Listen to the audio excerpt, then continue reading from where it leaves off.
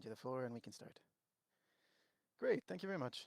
Dear colleagues, hello and welcome to this meeting of the Economics and Security Committee. I'm very sorry that the consequences of the sanitary situation have kept us from meeting in person for this spring session, but I'm very pleased that we are nevertheless able to meet today. And I wanted to start by thanking our Swedish colleagues who wanted to welcome us and host us for this session. So, on that note, I declare the meeting open. I wanted to give you a little bit of practical information first when it comes to the way in which our meeting is going to unfold.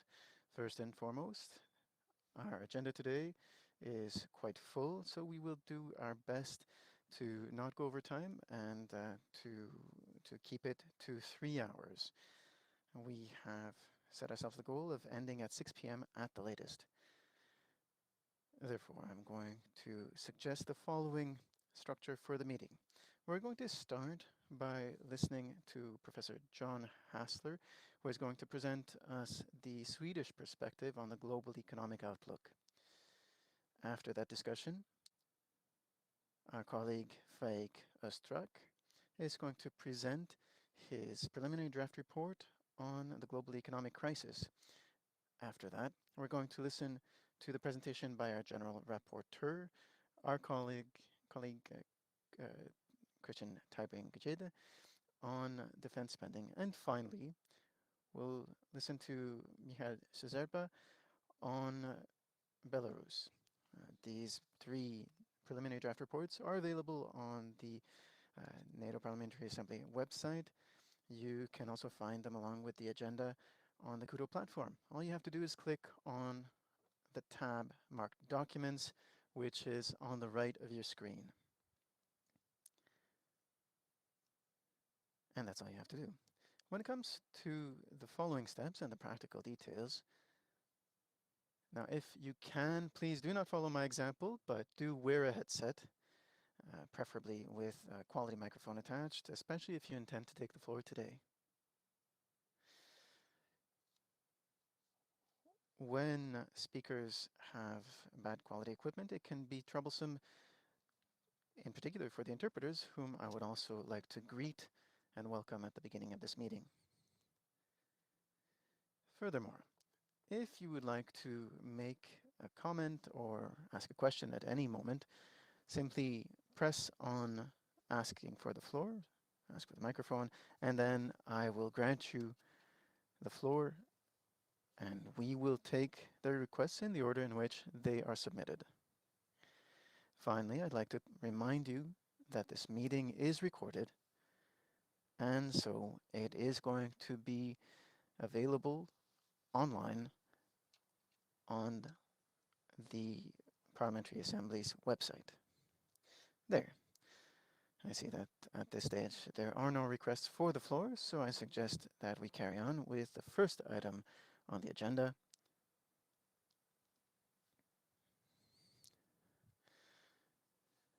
That first item is the adoption of the draft agenda, which was sent out to you, so I hope you've had a chance to see it.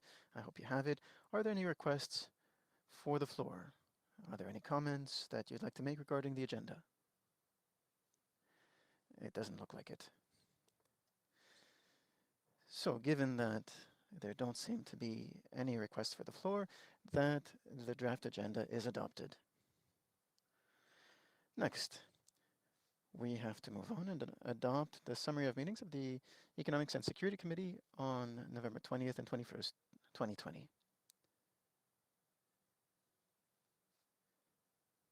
The committee needs to take a decision when it comes to this summary of meetings. I think you've all received it. You've had a chance to read it. Are there any objections to the adoption of the summary? Do you have any comments or anything to say about it? Paul? No? No. Great. Then I think we can take it that the summary of meetings is adopted unanimously. Next, I would like to give the floor to Miss Karen Enstrom. Excuse me, Chairman. I can see that President Connolly would like the floor. However,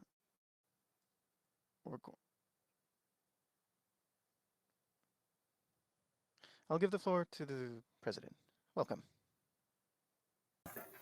Merci, Monsieur. Thank you very much, Mr. Folliot. I just simply wanted to give my greetings and thank you for the work you're doing as a committee. Clearly, economic security is rising to the forefront as an issue for all of us, especially as we hopefully start to emerge from this pandemic. If you look at overall growth rates, sadly, in the first quarter of this year, Europe actually shrank by 0.6%. The United States economy grew by 6.4%, but only after unprecedented injection of huge government spending. Congress of the United States has appropriated almost $5.5 trillion US dollars, unprecedented, the largest single expenditure in a 12-month period of any Congress in the history of the United States.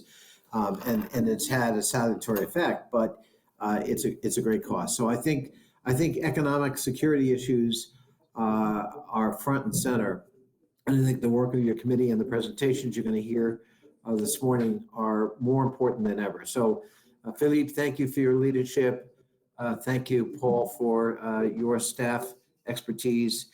And I look forward to a productive session. I'm going to be getting off and on between committees, but I did want to give my greetings and urge you on. Thank you. Merci, Monsieur le. Thank you very much, Mr. President, dear Gerald, dear Jerry. It's very kind to have come and greet us. And I can also say to a number of colleagues that you have been masterful in how you've managed the Assembly and the Bureau, and we're very much aware that we're very pleased that you've joined us here because these matters related to the economy are so closely intertwined with security concerns. And therefore, we need to have some forward-looking plans in order to make sure that everything that our alliance defends can be defended in the best way possible. Thank you. So thank you, Mr. President. I now suggest that we carry on and move to the next item. As I was saying, I'm going to give the floor to Ms. Karen Enstrom, who is a member of the Riksdagen and who has been Defense Minister from 2012 to 2014. Madam Enstrom is going to introduce our speaker, Professor John Hassler. So dear colleagues, our great thanks for joining us today, and you have the floor. Thank you, Mr. Chairman, and good to see you all again. Well, the title of the professor's presentation is A Swedish Perspective on the Global Economic Outlook. And Mr. John Hassler, he's a professor of economics at the Institute for International Economic Studies at Stockholm University. His research has covered areas of dynamic public finance, social mobility, growth, and climate change. And his work has been published in American Economic Review, Econometrica, Journal of Economic Theory, and many other influential international journals. And he is since 2009 member of the Prize Committee for the Prize in Economic Sciences in memory of Alfred Nobel, more known as the Nobel Prize in Economics. And he was the chairman of the Swedish Fiscal Policy Council from 2013 to 16. And he's also a member of the Royal Swedish Academy of Sciences and of the Royal Swedish Academy of Engineering Sciences. He worked as advisor to the Swedish Ministry of Finance during the financial crisis, and he serves as scientific advisor to several Swedish government agencies. And he was a member of the European Economic Advisory Group between 2008 and 12. And he's also a member of the Bellagio has been a member of the Bellagio group of academics and central bankers. And it's an honor pleasure for me to give him the floor. So please, Professor, the floor is yours. So if he could request the floor, I think he has. Yep. Very good. Excellent. Okay. Okay, There thank you very much, Philip, and thank you very much, Karin, for the long introduction. I hope I've done all that.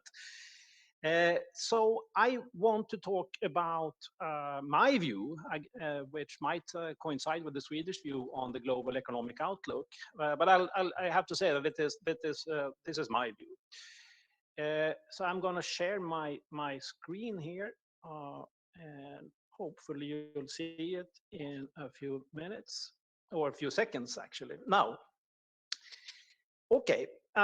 So I think that in order to understand my perspective on the outlook, we need to start to discuss what kind of crisis we have seen. And this crisis that we are now hopefully seeing the end of relatively soon is, of course, quite special. And obviously, one special characteristic is that it is the largest synchronized fall in GDP in the world's economies that we have seen as long as we actually have had national accounting. So that's one important characteristic. Another important characteristic is, of course, also that the causes of the crisis are quite well known, and this is not always the case. Or rather, I would say that most of the time we really do not know what caused an economic crisis. But here we do. And as we all know, that is that social distancing required some goods and services to be shut down in terms of both production and consumption, or at least produced in alternative ways. And that had a direct effect on our economy, but also an indirect effect by disrupting international supply chains.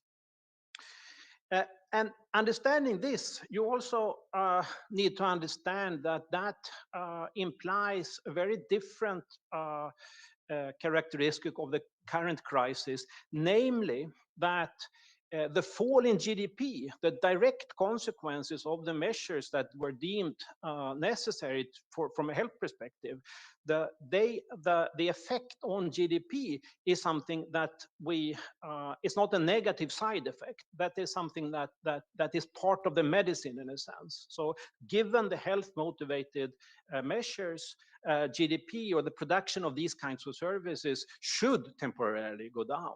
And that's a very important lesson to bring with us. So let me now turn to policy, and let me start talking about standard recession policy.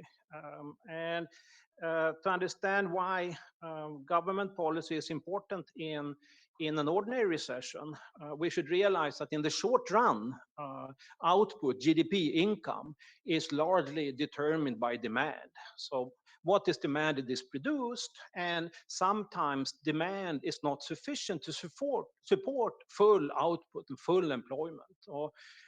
So reductions in demand are typically a central element of recessions.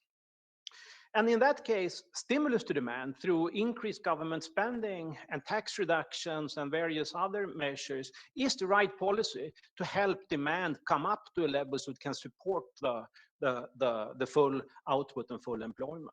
But as I said, this recession is quite different. The fall in consumption and production of these social goods that need to be done is kind of part of the medicine. So demand stimulus to undo this is not the right policy. So what is the right policy in a crisis like this? Well, I think one should point to three central policy goals. And the first is to try to short circuit negative feedback mechanisms that can amplify the direct fall in production and income. So people get scared, people want to save, they don't consume, and asset markets become nervous. No one wants to hold risky assets. No one wants to invest, and this can amplify the direct effect in very, very serious ways. And of course, the mechanisms that go via financial markets and housing markets where are particularly powerful and can kind of lead to bank failure and a financial crisis. The key tool to do this, to reach this central policy goal, is non-standard central bank intervention. Simply that central banks go in and say that if asset markets are worried about holding particular assets, the central bank can take over. And given that there is that the market has confidence in the value of what they get, namely money, then this works. And so this mechanism relies on that there is confidence in the value of money, and that we have built up for a long time. So the second central policy goal is to prevent that the crisis leads to long-run damages to the economy. And I often say that one important production factor, or kind of capital that we have in the economy that's necessary for production, is relational capital. So contacts between different firms, between firms and consumers, between firms and employees. And without these contacts, the economy cannot function. And if these contacts are destroyed, it takes time to rebuild them and can cause long-run damage. And the tool here to reduce the risks of that is subsidies to affected firms so they don't need to shut down, and furlough subsidies so that firms who temporarily don't need the labor of their employees can keep them without laying them off. The third central policy goal is to redistribute. And it's very clear that between countries, and in particular within countries, the consequences in terms of lost income or the direct effects of the crisis are very unevenly spread. And then targeted transfers to kind of share this necessary income loss that comes with the measures against the pandemic. These measures should be, these losses should be shared in a fair way. And that's the third thing. And I would say that if these three central policy goals are met, and this is what I said in the beginning of the crisis, then we can hope that the economy is ready and able to start up when the pandemic ends and the measures against it can be lifted. It's important to note that these recommended policies to reach these goals are not good in normal times. It's not reasonable that the central bank massively buys risky assets. It's not good to pay people to be at home. It's not good to pay subsidies to unprofitable firms. So thus, these policies need to be temporary and should be phased out. Has this worked then? Well, I think that we can clearly say now that if we look at what happened a year ago, these self-reinforcing feedback mechanisms that we're talking about, stock market crashes, general fall in consumption and investment, flight to quality on financial markets and so on, they really started. And I was pretty scared that the economy of the world was going into a depression like in the 30s. But largely, we managed to short circuit this. And I think that the massive and immediate, this time, asset purchases from central banks were key for reaching this goal, not so much interest rate cuts or demand stimulus. Another important thing regarding the second policy goal is that in Europe, but actually not in US, the number of worked hours fell in the beginning of the crisis about at par with GDP, but employment didn't fall at all as much, and the increase in the unemployment was also much smaller. So let me just show a graph here. And as you see, this graph has covers the period including the financial crisis.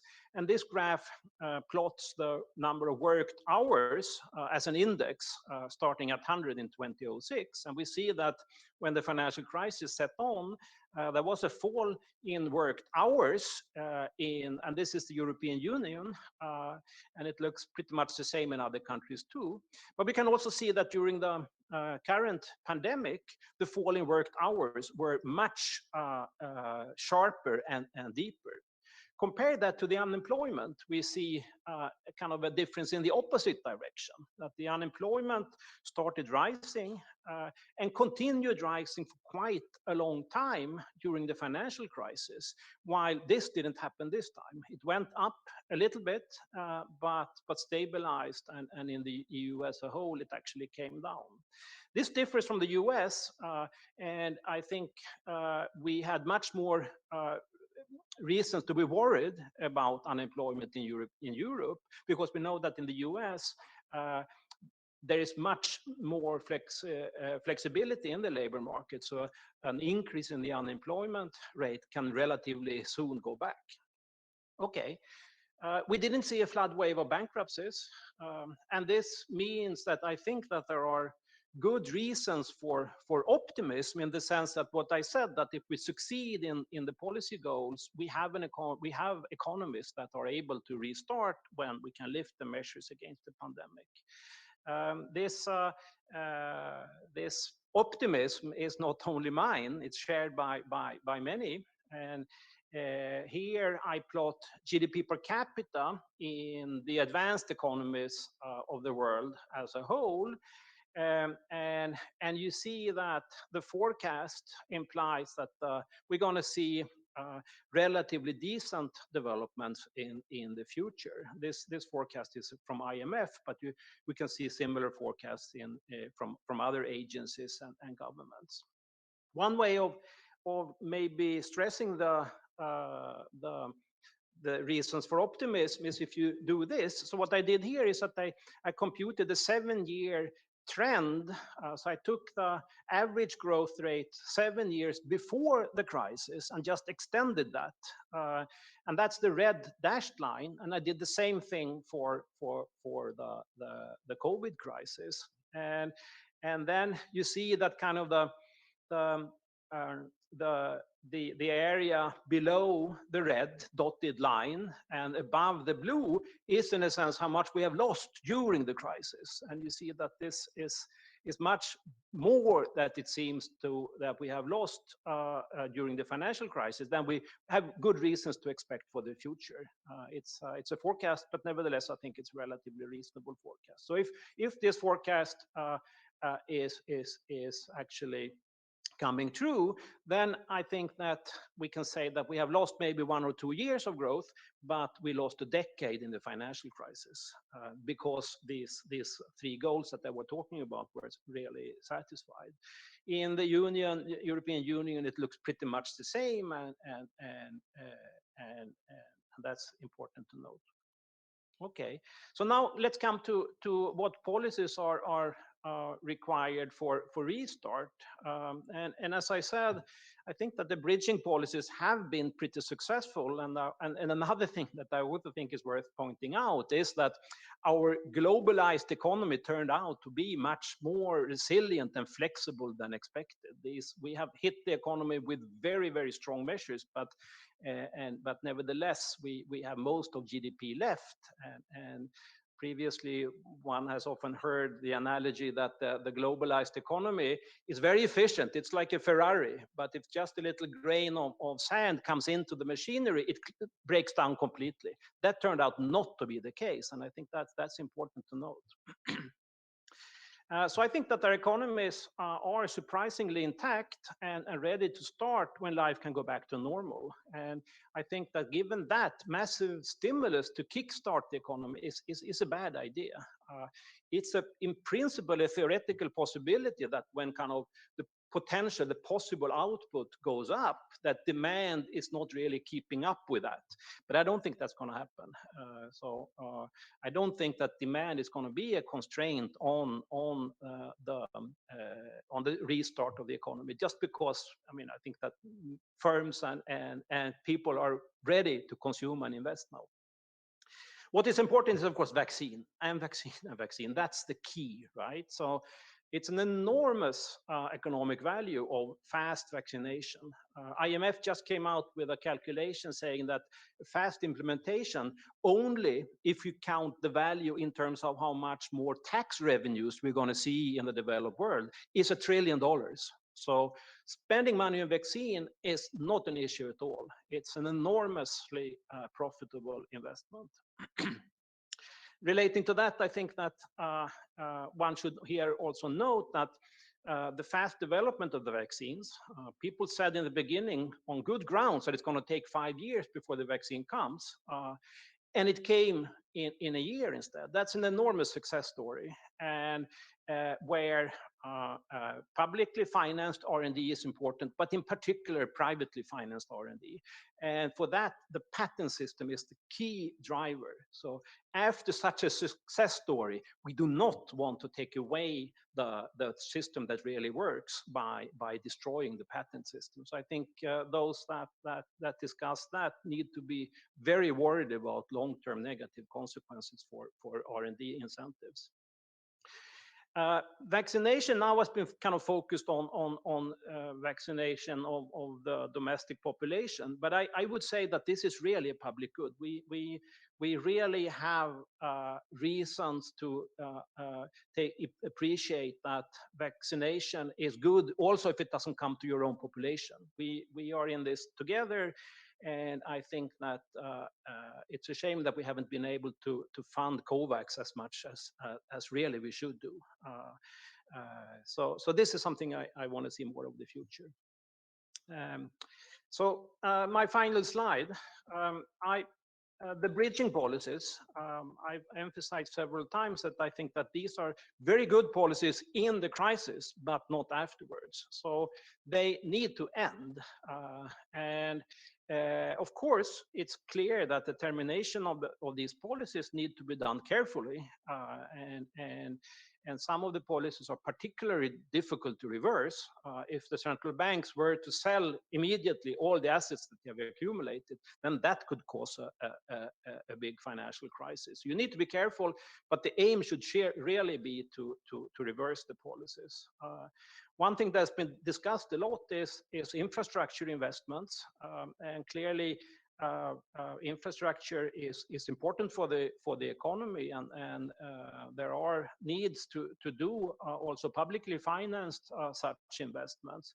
But I think we need to go back to thinking about them from their productivity potential, not the effect on the demand. So it's kind of what we invest in that's important, much more important than the total investment bill.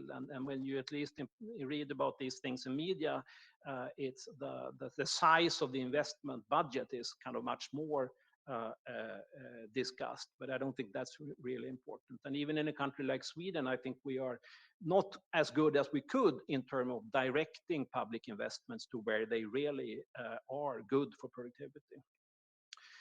Government debt is, of course, a problem in many countries, and there we need to deal with that in cooperation within EU, but also with international agencies and bilaterally.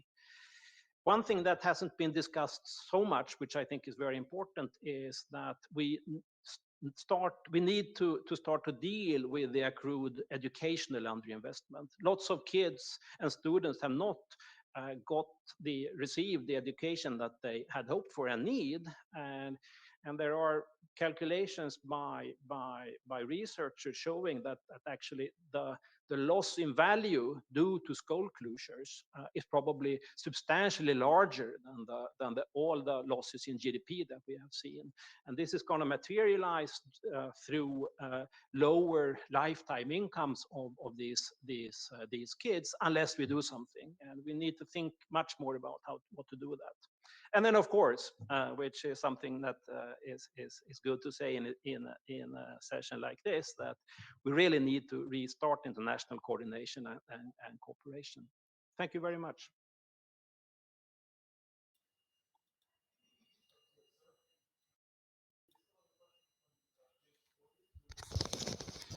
So if we could bring up the chairman, there we go.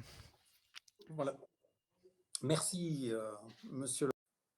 Thank you very much, Professor. Thank you very much for those remarks. I've taken a number of points from your presentation, notably the importance of the central bank interventions, and you made an interesting comparison between the financial crisis in 2009 and the COVID crisis today, and you've given us grounds for optimism with regards to the comparison between those two crises. I think that we have a number of requests for the floor. So for Paul, I propose that you take over here and make sure that we give the floor to those who requested. I don't see the floor requests. Have Ivans, the former chairman of the committee, Ivans Klementis. So he could take the floor. There he is. Hello, dear colleagues. Je salue Ivans. Hello, dear Greetings, Ivans. Chairman, Philip Elliott. I have the questions. Mr. Professor, you mentioned in policy for Restart 1 just the massive stimulus for kickstart is bad idea. But the Central European Bank President Christine Lagarde has warned government and central banker not to cut stimulus just as the recovery beginnings. It's a little bit contrary with what you say. But also the second question I have about the Swedish experience during the first pandemic and second pandemic, because it was completely different from the whole Europe or all the world. How do you think it was a good system for Swedish in first pandemic and second pandemic in Sweden, or it was wrong for Swedish government? Thank you.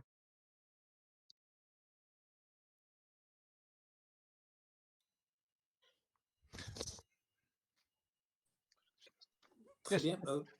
Peut-être. Oui. On a il y a juste. There's one more question. So maybe we can take the questions in pairs and then give the floor back to the professor to the answer. Un par un. Une par une. Oui, oui. One by one.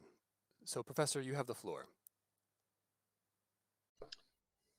Okay, thank you very much, Ivan, for the question. So regards the stimulus, I wanted to emphasize that certainly we don't want to see kind of big and fast reductions in government spending. So, but I don't think that there is any risk of that. And I see that what I think is kind of we are erring on is on the other side. And I don't think that kind of what required for the economy to come back is a lot of stimulus. Stimulus was not actually important during the crisis. These three policy goals that I were talking about shouldn't be thought as demand stimulus. And even though, of course, they cost a lot of money, but as the economy can open up, I am relatively certain that the demand that will voluntarily come from firms and consumers will be enough to kind of to sustain the restart.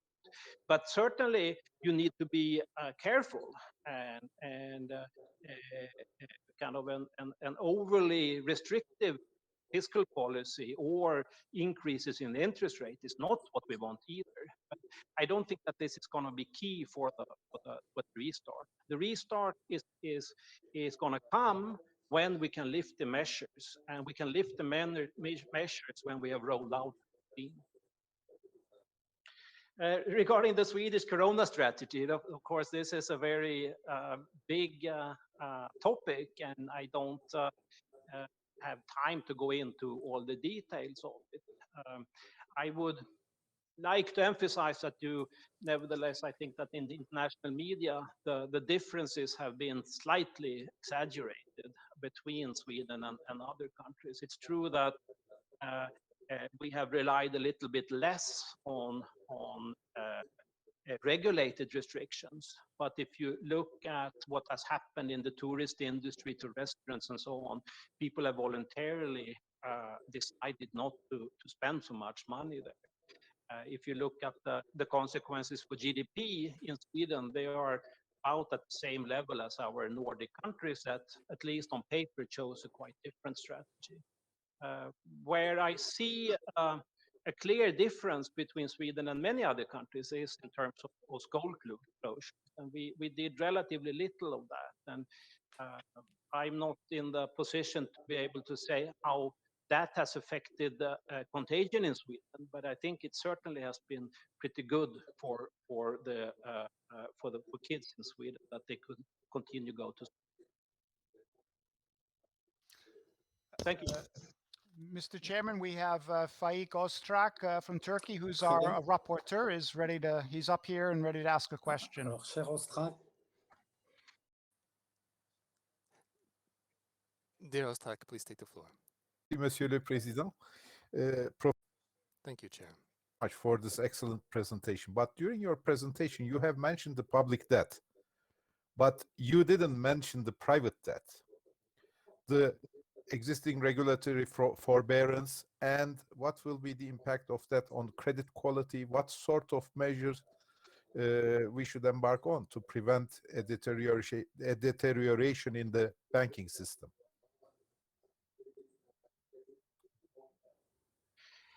Yes. So one of the outcomes or consequences of the crisis is that the balance sheets of many firms have worsened.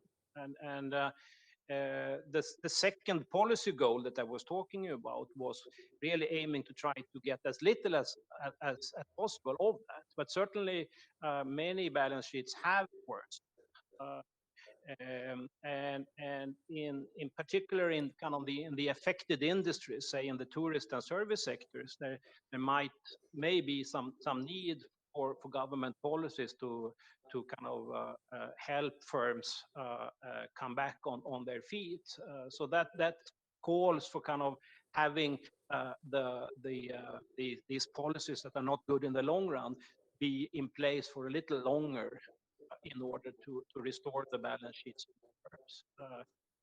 When it comes to the banking, to the financial sector in general, I don't see that we should be too worried about the situation there. Of course, there is a worry that the increases in the various kinds of assets prices might be reversed, and that would be very problematic, of course. But I think that the central banks are in a good position to be able to deal with that. Okay, Mr. Chairman, I see we have Mr. Boutlaïf from Canada who's requested the floor. So, Très bien. I give him the floor. For a very valuable presentation this morning. Quantitative easing or central bank spending, printing money basically in order to be able to deal with the crisis is going to be, and we're talking trillions of US dollars in this regard, is going to lead after crisis to one of two scenarios, if you agree. One of them is an inflation or a decline, or we call it devaluation of currencies, not just one currencies, but in general. Do you believe one of those two scenarios is going to happen? And how do you see the inflation is going to affect us in the next decade? Thank you. Well, I am not very worried Monsieur le that professeur. I'm not very inflation, at least in the shorter run. And let me tell you how I view the measures that were undertaken by the central bank. And it's of course true that what the central banks was doing was to print a lot of money. And basically what happened was that various investors and holders of financial and other assets became quite worried during the crisis for, of course, good reasons. And they wanted instead liquid assets that they deemed safer than the ones they had. And they went to the central banks basically via the banking system and said that we don't want to hold these assets anymore. Can we instead get money? And money in this case is a credit on their account, on the account of banks in the central banks. And this kind of change in demand from risky assets to what was deemed safe, namely money, that doesn't create inflation. What creates inflation is if you use the printing press to pay for a continuous deficit in the government budget. And that we have seen, of course, in many countries happening in Zimbabwe and Venezuela. But that was not at all what was happening at this time. If it happens that kind of this change in what financial markets wanted to hold is reversed, so they want to go back to the assets that they previously sold to the central banks. If that happens, then the central bank must respond quickly, and then the money supply is going to go back. Doing this is kind of difficult. It's hard to do in the right way and to find the exact balance. But I think that central banks are really able to do that, and this is really what they are supposed to do. So I don't see that the massive increase in money supply during the COVID crisis is kind of a seed for inflation in the longer run. Of course, we see in the US in particular that there are still restrictions on supply, but demand is coming back, and in particular in some raw materials and so on, and that can give an inflation impulse. And if that in turn leads to expectations about high inflation in the future, then we can get inflation also in the long run. But also this is exactly what the central bank is supposed to deal with. So I'm not very worried.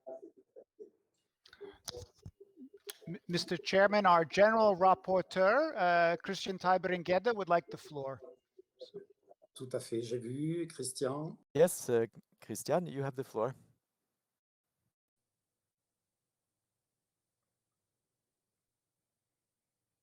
Thank you, Mr. Thank you to Professor Hassler for an interesting presentation. My question is about you talk like this pandemic is over, but it isn't over. Many countries in the world is probably on the worst right now, and it could still be even worse. So and also in the advanced countries, you see the pandemic maybe turning back, and so for the stimulus packages you were talking about, yes, they have worked also in Norway, but how long can this go on? I mean, we are actually living on money that is actually not being earned. We are just recircling it. We can't live off cutting each other's hair. That's what we say in Norway. And I feel this is a little bit of the tendency that we can do this by stimulus packages and everybody's well off. So my question is about if this keeps on going, maybe it turns back and have mutants doing this COVID-19 even worse. What should we do? What would be the end result of such a development? Thank you, Christian. Well, one of the things that I noted is that I think that kind of our economies have worked surprisingly well also during the pandemic. And in most countries, we have we have seen 95% of GDP still being produced, and and so it's a matter of kind of trying to share these burdens in a reasonable way, and this has costs for the public sector. We need to finance it, but there seems to be kind of relatively uh, easy for governments, at least so far, to borrow to finance this. So I think there is fiscal room to continue for some time, at least in the developed world, also if we get some setbacks in the vaccination. But it is the vaccination that's going to stop the pandemic, and hopefully uh, that is going to happen, say during the summer, at least in the developed. But we really need to focus on getting the vaccines out to also and developing world, because we are in many respects sitting in the same boat. And this can be done. It doesn't cost much. So constraints coming from the government budgets are not at all important. Monsieur le Président, je vois plus de questions. President, I don't see any further requests for the floor. Yes, if I may, I'd like to ask a question myself, Professor Hassler.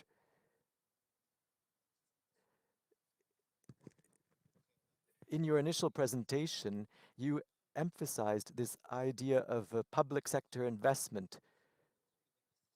Are these public investment policies and these major works projects, should they not be the priority and focus upon environmental transition as well? Should we not, in other words, use this crisis in order to try to better respond to the various commitments undertaken by allied nations under the Paris Convention on the Climate? And should we not take advantage of the crisis in order to speed up this green transition? There I have perhaps a little contrarian view. I don't think that the crisis has been a good time for large structural change of our economies. It's true that very many governments have spent lots of money, but this money has not gone to infrastructure. Basically, redistribution of money between different accounts in the economy. So public investment has not gone up, I think, anywhere in the world. It's not that we could have used this money for something else, because it was kind of just, in a sense, transfers between different parts of the economy that changed the balance sheets, but didn't really affect kind of real resource use. So there has, of course, been political opportunities to do things during the crisis, but not really fundamentally economic ones. And I think that actually is true also now, that I don't see, I mean, it's always important to have a focus on good public investment in infrastructure, but I don't see that that's kind of particularly important now, or that the crisis has kind of given us a window of opportunity in real economic terms for doing that. Politically, yes, and we have seen examples of that, but not really fundamentally economic. Très bien. Thank you. I don't see anyone else requesting the floor. Professor Hassler, thank you very much. Thank you for having shared your time so generously to join us today. And thank you for having provided us very interesting viewpoints and a very educational presentation. I look forward to seeing you once again. I'm quite sure that we would be happy to hear from you again and to continue this discussion. And we could speak then about what will happen after this crisis. And we all hope that we will, as quickly as possible, come out of this crisis. So thank you very much once again, Professor. And we will continue with our agenda. We now have a consideration of the preliminary draft report of the Subcommittee on Transatlantic Economic Relations on the global economic crisis, implications and prospects. This report will be presented by our colleague Faik Öztrak. Faik, you have the floor, and we will look forward to hearing your presentation of this report. We can bring you up right now. I hope you hear us. Up, here we go. Enfin, qui parle. Yeah. Voilà. Très bien. Yes, we can see him coming up. Very good. I would like to begin by thanking everyone for attending this virtual session. It is good to see all of you again. Let us hope that we'll soon be able to see each other in person. The report before you takes stock of the global economic crisis and its implications. Of course, this is a moving target, and the outlook has changed even since I finished this first draft. I can assure you that the second version that we discuss in the fall will have to account for even more changes in the global economic landscape. The fall in economic activity in 2020 was unprecedented in its speed and its synchronized features. Had governments not reacted so decisively on the economic front, the situation would have been much worse.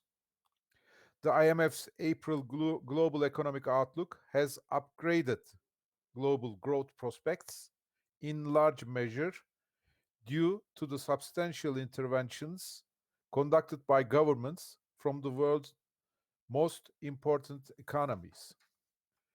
But it also cautions that its projections would be upended by a worsening of the epidemic. The crisis in India is the kind of cataclysmic event that could alter expectations and the pace of recovery.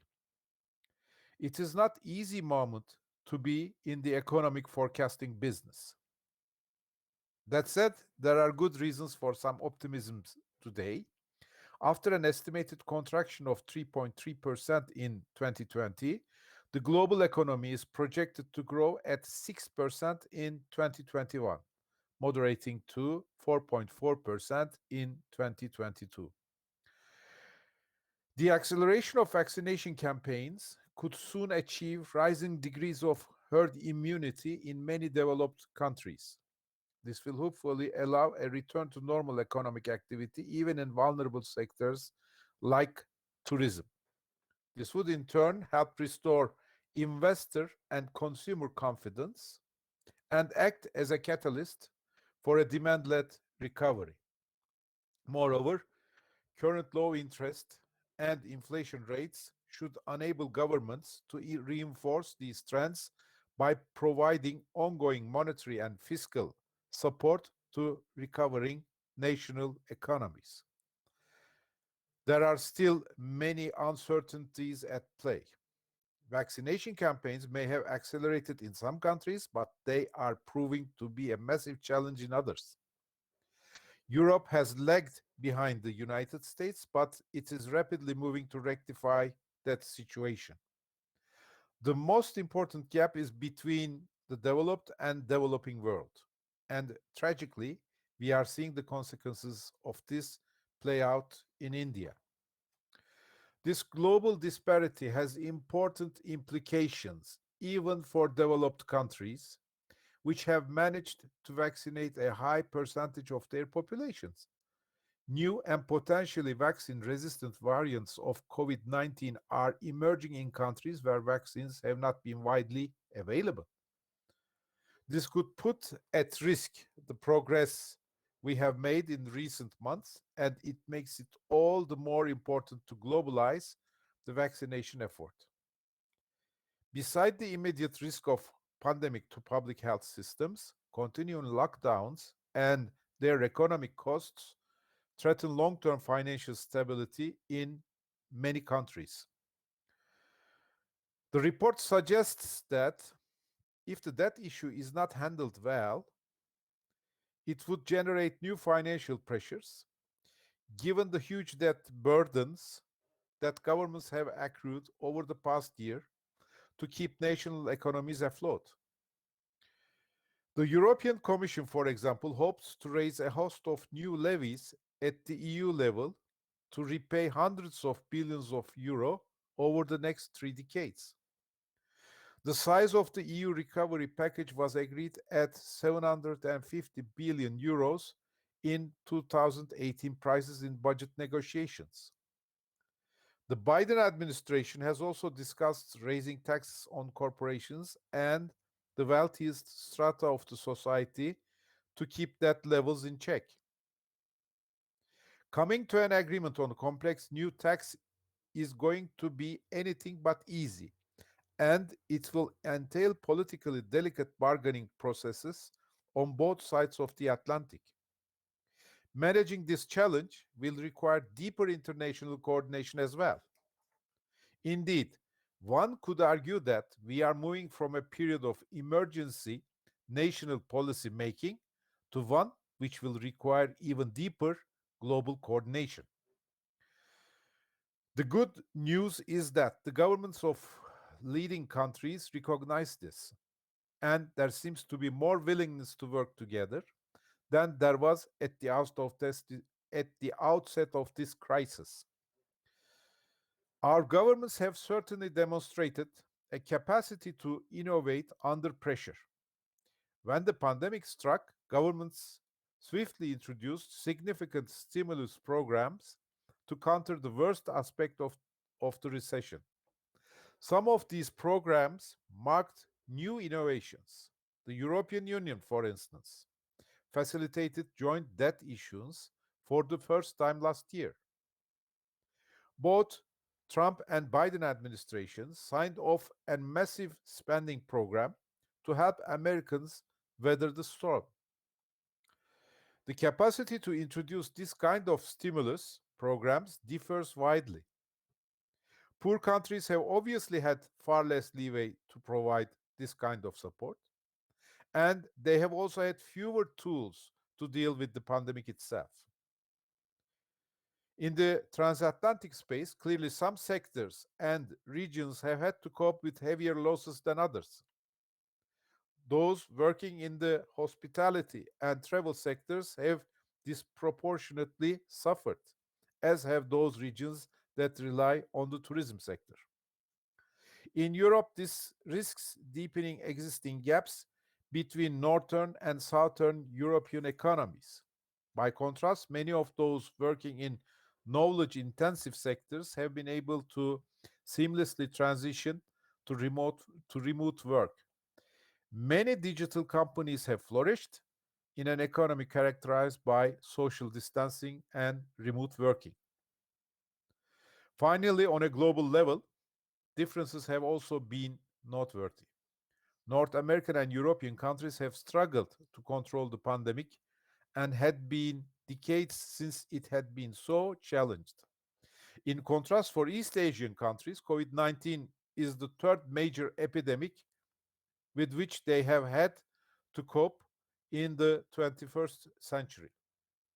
The experience they gained throughout the 2003 SARS pandemic and the 2014-15 MERS pandemic might explain why Asian countries have managed the COVID-19 pandemic somewhat more successfully than their European and North American counterparts.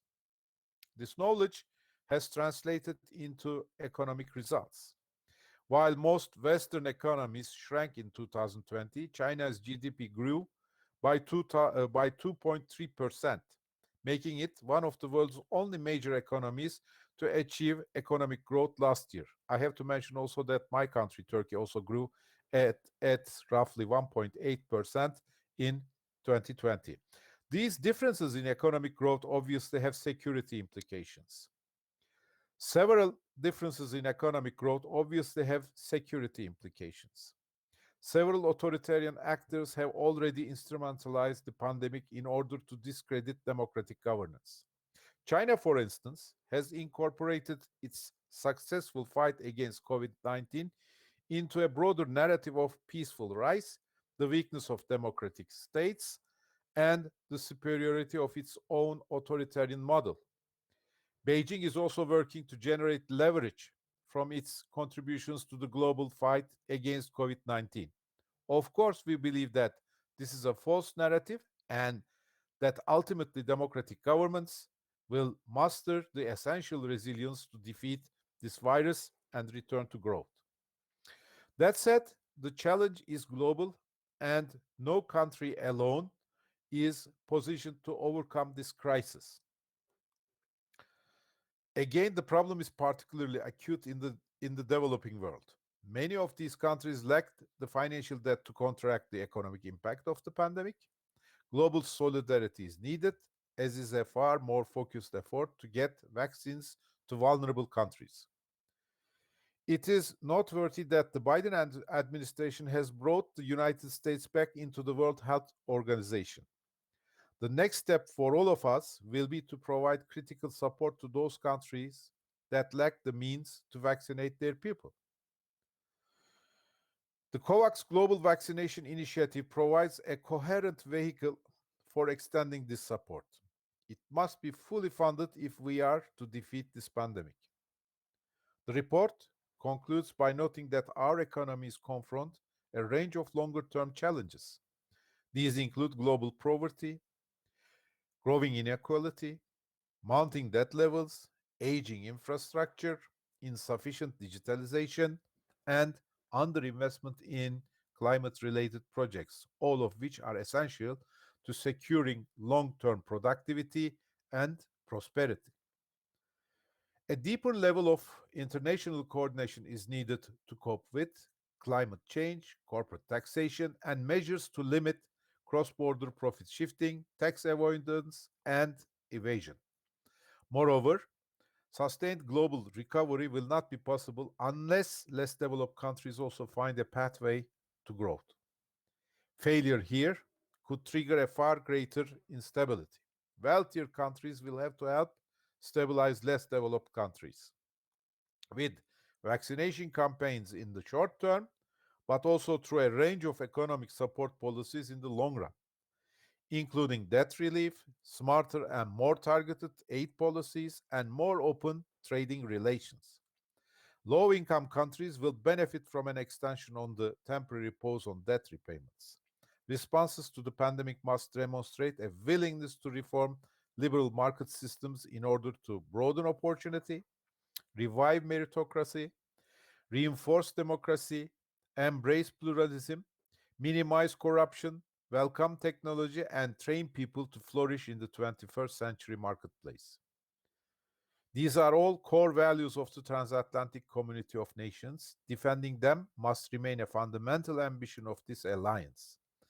Thank you for your attention. I'm looking forward to your questions and comments.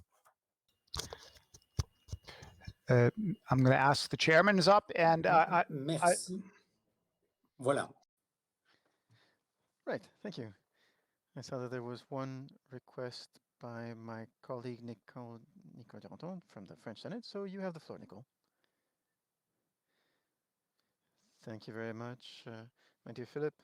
And just a few words to point to France's struggle since the beginning of the COVID crisis. So, Mr. Rapporteur, I would like to first start by thanking you for the excellent work that you've carried out and also for the in-depth analysis of the economic situations in the various regions of the world, and in particular of the specific challenges that the various nations of the world are facing in order to overcome the economic crisis that COVID-19 has unfurled. We have to unite our efforts more than ever and work together in the same direction, which is to rekindle growth, but also to fight against inequality and to defend the environment. I hope that the version of your report that we will be able to consider during the plenary will further take into account the strategy that France has used in order to help the most affected sectors, those that were the most affected by the crisis, but also to maintain young people's access to education, protect individual liberties, and also help the most vulnerable sections of our population. The health crisis across our nation was decreed on October 17th, 2020, and the law of November 14th, 2020 had extended that sanitary emergency until February 16, 2021, and the law of February 16, 2021 has extended the emergency further. So the draft law in April of 2021 has set up the conditions for exiting the health crisis. The executive has had extraordinary powers in order to manage the COVID-19 crisis, allowing it, for instance, to take temporary measures by decree in order to respond to the situation. Those include the economic measures. The government in particular set up some immediate support measures for businesses, either either canceling some of the taxes that they had to pay, or other types of support, access to the Solidarity Fund, as well as access to a variety of measures in order to help maintain uh, jobs within companies through some simplified approaches. The access to the business mediator, and also some work through the central bank in order to negotiate with banks, reorganization of bank loans, and finally measures aimed at helping households with rent, especially when it comes to rent for professional sites. So we'd like to underscore this work that we've carried out. Thank you very much, Nicole. Faik, if you'd like to respond or add something. When we go towards the final version of this report, we taking into account the space also, we will try to incorporate the best practices in the world also into this report, as well as the practices by friends. Thank you for this comment. Alors, je vois que Evans, notre... That Ivans has asked for the floor, our dear former president. So, Ivans. And thank you, Mike, for your working very hardly this month. Thank you for your preparation for this draft report. It's very interesting. You accumulated many different countries and many different positions also, how it's happening in many countries. Of course, each country is going a little bit separated, but we also know the results. It's good or it's not so very good, and also many depending from the how quickly the national government takes this decision to stop, for example, the whole vacation, to stop travel, don't allow to visit the tourism, for example, or to announce the lockdown. Also, how was in some countries. At the same time, also we know in which stage stay some countries. The one country is past COVID number 3. Another one stay only in stage number 2 COVID, but this is also experiment. But also maybe we need to complain with one paragraph more about the scientists who are working with a new vaccine against the COVID, because it's also very good experience or knowledge to give the people how quickly the scientists can to prepare, not maybe for the COVID, but for the next occasion it will be happening in the world, because we need to be prepared for the not only for the COVID but for another, because the world is changing. But to get it, the report is very good. Thank you very much for your job. And with this all recommendation from our committee, I think that our committee will be working more hardly until the final. Thank you.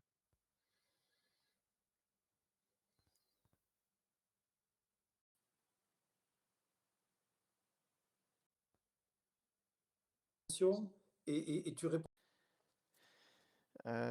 Faik, would you like to answer to multiple questions, or would you like to answer after each question? It's up to you, Mr. President. Bon, je pense qu'on va prendre toutes les. All right, then let's listen to all of the questions, and then you'll have a chance to respond to all of them. And that'll be great. Next, John from the UK. Hello, John. A very interesting presentation.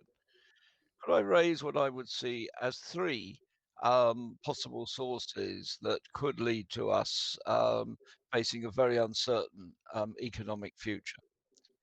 The first is the actions of China and its increasingly mercantilist and anti-competitive actions and posture, which therefore is leading to an instability in its trade with the rest of the world, and also posing a threat for the access often to raw materials, particularly to rare earths, for other countries, and therefore I think that could be inhibiting economic growth.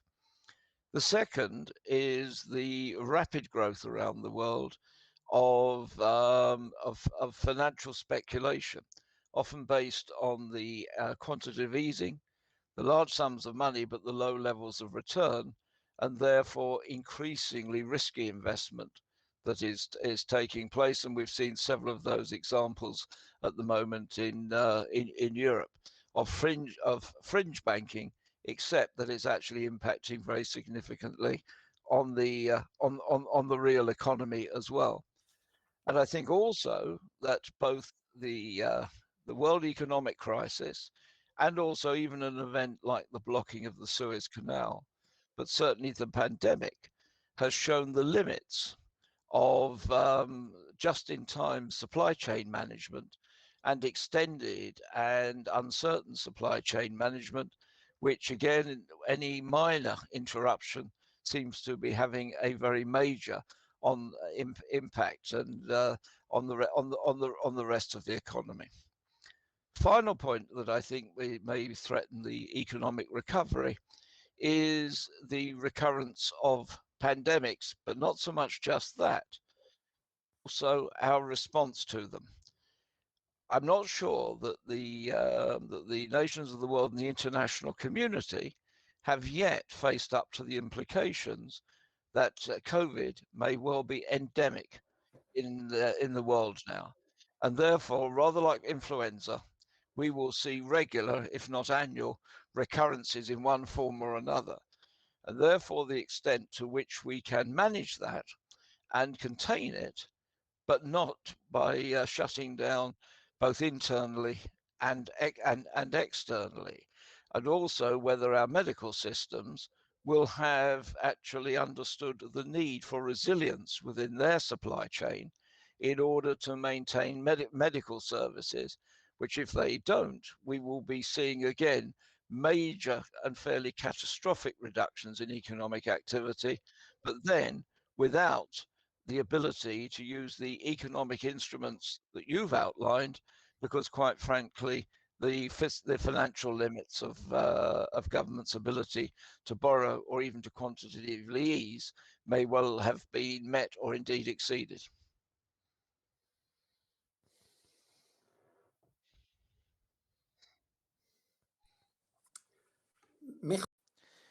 Thank you, John.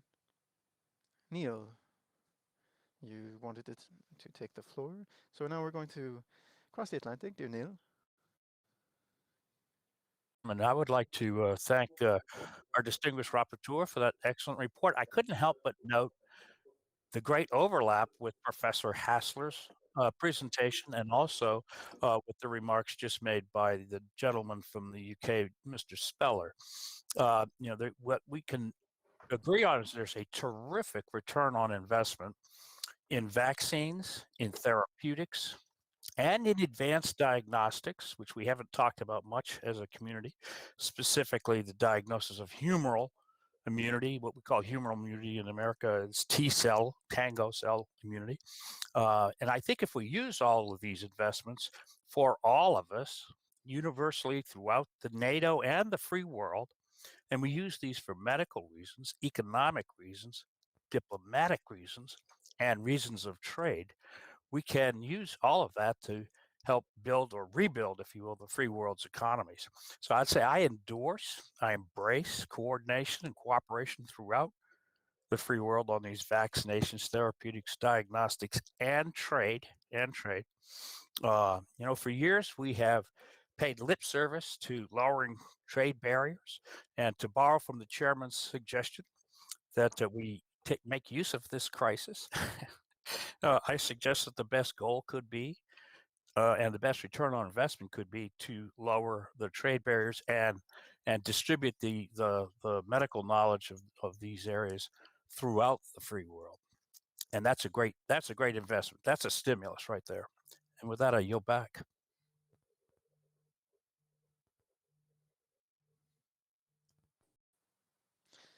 Thank you very much, Neil, for your contribution. Faik, would you like the floor in order to respond to our colleagues? I would like to thank for this very important contributions and also for the questions. Well, I'll try to incorporate events mentioning the vaccine against the complaint about the new vaccine against COVID. We'll try to incorporate this into the report. Well, I think John Speller's contribution related to the supply chains is very important, and it's especially important from NATO perspective also, taking account with what happened to longer supply chains issuing from China to the Western world. So I think we might have a separate paragraph on that also. Financial speculation, on the other hand, well, there is a fall in inflow of capital to developing markets, if we exclude China. But it's true that the low interest rates applied by the central banks of developed nations create an opportunity for speculation. But it is interesting to see that the risk appetite of the capital is not very high now. They are more cautious in investing in countries in developing markets. Finally, the comment of our colleague Neil Dunn from United States is very important. We should not embark on protectionist measures concerning the trade, and especially in the field of health. I think we have mentioned this in our report, avoiding protectionism. But I think we have to strengthen our message, this message in our report. I would like to thank to all our colleagues for their contributions. And finally, before finishing, I would like to thank also to Paul for his great contribution to this report. Thank you, Paul.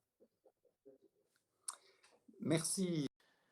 Thank you very much, Rapporteur, my dear Faik, for the outstanding work that you've carried out, and which will be still further improved by the comments from our colleagues and for those that will follow, because between now and Lisbon, I'm sure we'll still have many opportunities to add some more things and to look in further detail at the report. I suggest moving on with the agenda and to move on to the consideration of the preliminary draft report. Preliminary draft general report on defense spending, enduring threats and new constraints, which is going to be presented by our general rapporteur, Christian. And so, Mr. General Rapporteur, my dear Christian, over to you. Floor, we'll bring you up.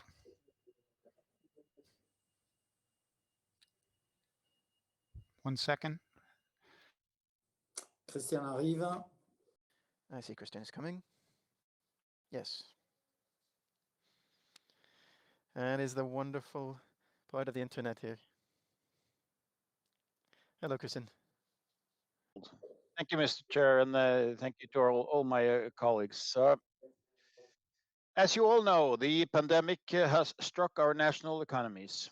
Businesses have been forced to close, economic output has dropped, and national budgets have come under serious pressure.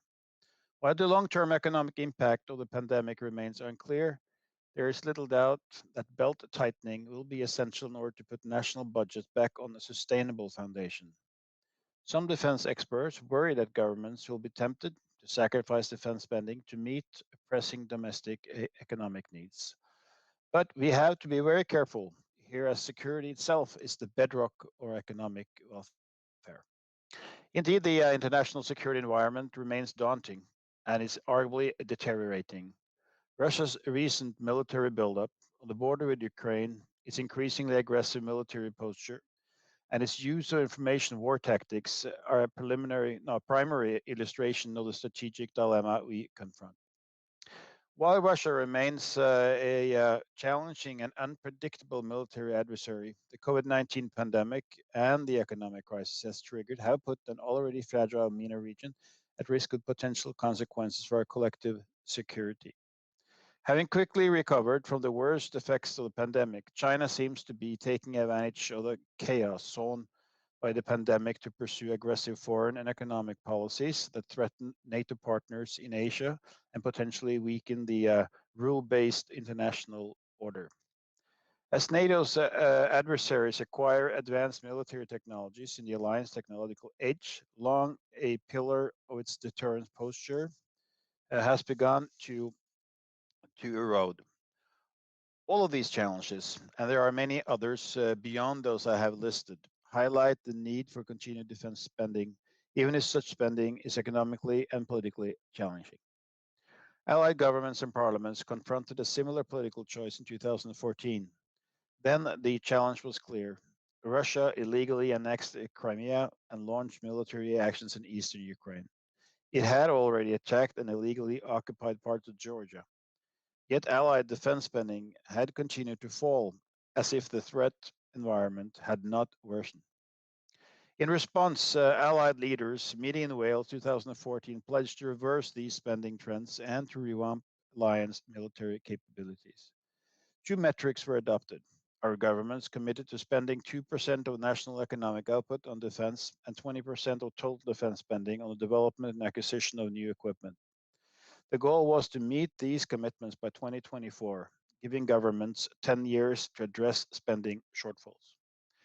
Before the pandemic struck, many allied governments, especially those closest to NATO eastern flank, where the threat was most acutely felt, had made meaningful progress on these spending commitments. Several NATO members were on their way to meeting their 2 and 20% commitments in 2019 for the first time since the Wales Summit. These efforts should be acknowledged, even if they represent only a first step towards the goal we set out for ourselves in 2014. Still, progress on defense spending and on more equitable burden sharing in the alliance has been uneven. While some countries have moved quickly since 2014 to increase their defense spending, other allied countries have lagged behind, even though all have begun to spend more. Still, with 2024 fast approaching, many allies were not on track to meet their 2 and 20% commitments on time. And while more NATO allies met these spending commitments this past year than many experts had previously predicted.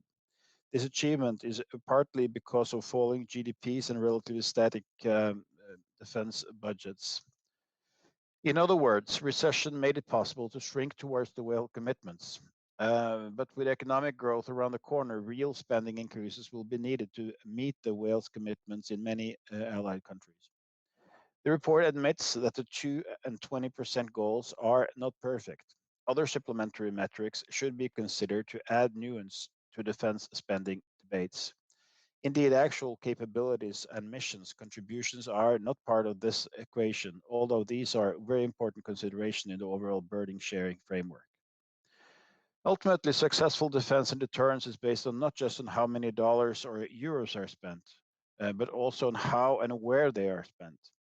The economic difficulties triggered by the pandemic not demand that we collectively spend our scarce economic resources more efficiently. To that end, allies should look to expand interoperability initiatives, establishing more collaborative projects between our militaries, and strive for more consolidation and integration in our defense industrial bases. The report includes a long list of projects that both NATO and the EU are supporting to encourage this kind of cooperation, which ultimately aims to give all of us more bang for the buck, as the expression goes. To conclude, while the economic challenges of the pandemic cannot be understated, NATO member states, if they work together, possess the economic and financial wherewithal to meet essential defense spending obligations. The Wales Defence Investment Pledge, including the 2% and 20% metrics, remains a key tool to focus government and public thinking about the need to increase the commitment of allied countries to national and collective defense. Allied government should use NATO's reflections process to galvanize the political will to meet these core security commitments. For their part, NATO members in the EU should work to ensure that cooperative defense projects among EU states engage as many states as possible to drive down costs. The goal should be to modernize national militaries, making them more interoperable and to enhance the collective capabilities, not only of the EU, but also of NATO. Allies should remain open to innovative approaches to resolving the perennial burden sharing dilemma. The report mentions one new idea to consider, establishing a kind of NATO bank to help allied countries finance capabilities upgrades and operational preparedness while encouraging cross-border solutions that help overcome fragmentation. Um, it is an idea worth exploring. We should finally recognize that bolstering procurement and defense investment budget can help key defense industry players to weather recession. Indeed, preserving a functioning defense industrial base is essential to ensuring future capabilities development. This will likely require a degree of consolidation in these highly stressed industries. Thank you for your attention. I look forward to your comments on this report. Thank you.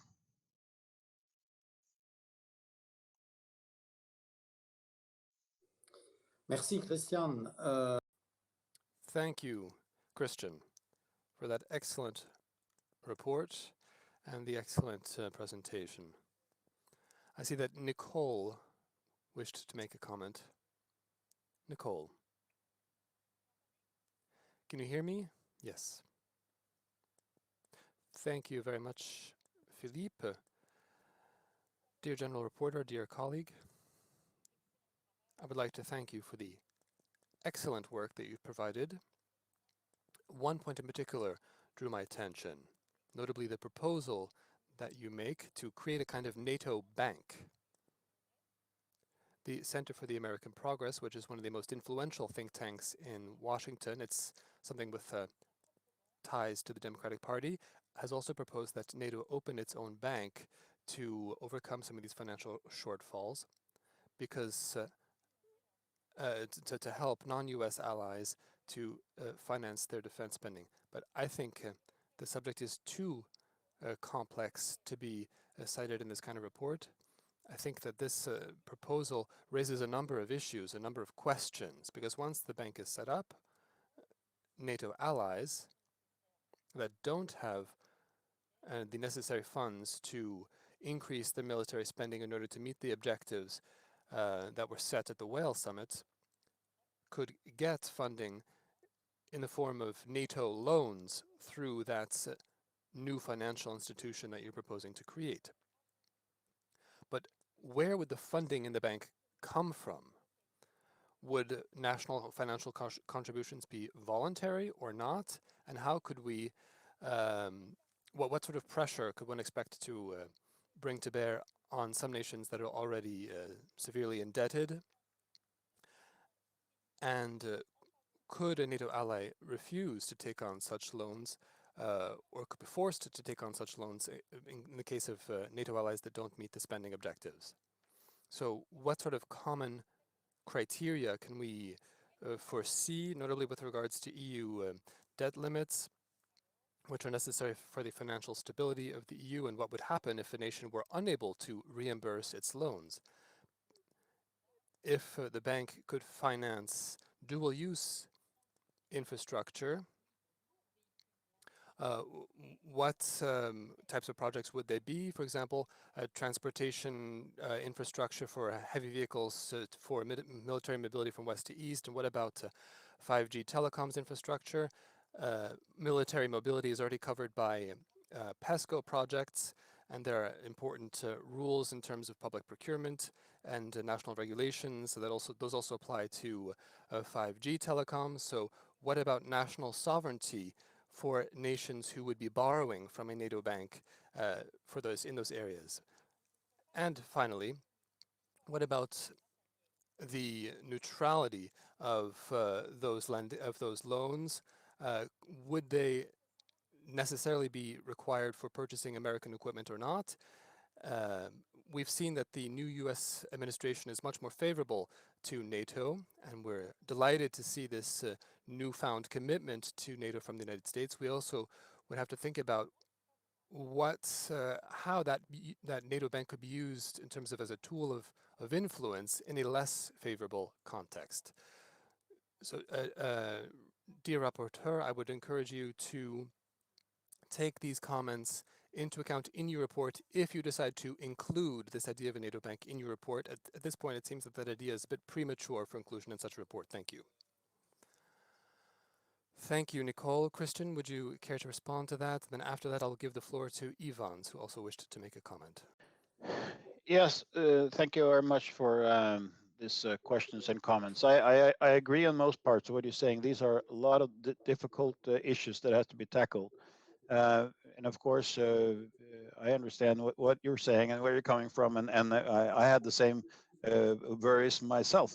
But I can foresee, for example, that there has to be of course, no commitments to these or attachment to such a loan. But you could imagine if you have a defense system that is being built, and you have several customers to the defense system, and someone would be a part of this but cannot afford to this system right now, meaning that to also help the collective say funding of the system, defense system, to join it and pay later, or pay half of it later, or something like that. Well, what we see today is that NATO nations are actually acquiring different equipment at different times, but they're very similar equipment. And if you are someone is starting in 1 year and the next one is starting 3 years from now, it means that you don't get the aim of the NATO alliance. As I mentioned, the aim is to actually have more collaboration, more defense cooperation, even though I understand there are national industries' interests here. But I believe that it could be possible.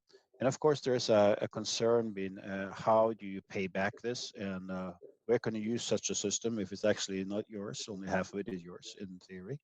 But again, I think we should be look positive at this. If we think that the most important thing for NATO is to have the capabilities to do what's necessary, then we have to look into this. I don't have all the answers. I only have the questions, and so did you. so that's why we have to look into it and see what kind of ramification it will be. So that's just a proposal from my side. And if the other nations do not want to look into this, we don't necessarily have to do it. But that was just a proposal. Thank you. Ivans, if Merci, Ivans. Christian. Effectivement. Thank you, Christian. Indeed, I think it is a topic which would deserve some serious thinking. And we could think about how, if that's the case, it could be included into the final version of the report or not. Dear Ivans, you have the floor. Thank you, Christian, for your report. Nothing, it's not perfect. Always we need to working with this. The same in this report. You're very professional as a rapporteur. But I also want to fix your attention in paragraph number 68, what we're talking page number 15. I give the time to open the page number 15, 68 paragraph. What we're talking about the NATO bank, what's in previous lecture. The idea of setting up a NATO bank expressed in paragraph 68 of the report is currently not an active topic among allies. In this context, the current NATO 2030 initiative on increasing NATO common funding, which would provide the necessary funding for the activities of the alliance, including collective defense, and to which Latvia has expressed its support. Maybe we can change a little bit this paragraph. Thank you very much. If you agree, of course. Thank you very much. Très bien. Christian. Well, thank you, Ivan. So, of course, the aim is just to get the operational capabilities at the same time to be interoperable, and of course, the concern about being defense industries and being dependent on another nation for such an important military equipment. I understand that's very difficult, but interoperability is a key concern, and also to have the upgrades that you were mentioning, infrastructure upgrades, so that's necessary. Because I see that if you are not cooperating here, and one nation is not able to spend the necessary money in order to have the necessary infrastructure in place, while other nations do, and you cannot cooperate because the nation's not willing to spend the money at that time, but maybe a few years later, maybe a new government would look at it differently, and so on. So I think it's there are many issues that are making it difficult, but maybe we should change the paragraph 68, as you were saying, and you have to talk to with Paul about that. He's helping out with this report, and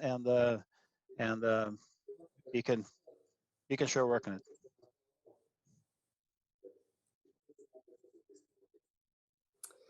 Merci beaucoup, Christian. Thank you very much, Christian.